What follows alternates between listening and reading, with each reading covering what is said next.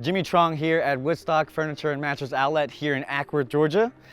I'm shooting this video because I wanted to share one of the main questions I get on the floor is, what if I pick out this recliner? Can I bring it home? Can I assemble?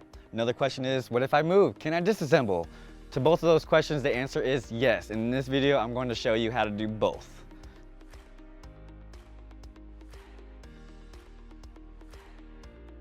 All right, so first things first. You picked out the recliner. You decided you want to pick it up.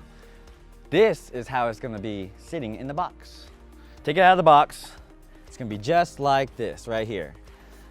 The back piece is its own piece, and the base is its own piece. Super easy to bring in, transport, if you have it that way. Now, first thing, you definitely want to find these slide-in prongs here on the backs of all the recliners. And what you want to do, you want to line it up to the prongs that are inside the base. And once that's in, you go ahead and click. Once you hear that click, that's a good noise right there. Make it all nice and neat. And there you go, guys. Now you got yourself a fully assembled recliner. All right, now let's say in this scenario, we're moving.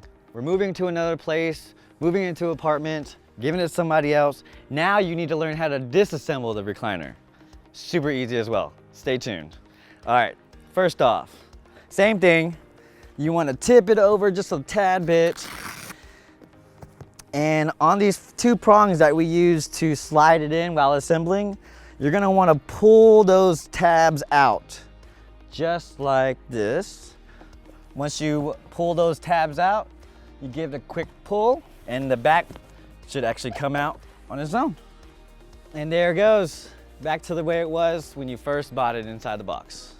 All right, guys, now that you learned how to assemble and disassemble, go ahead and hop on into your new recliner, kick back, watch the game, and enjoy, guys. Thank you for watching. See you soon.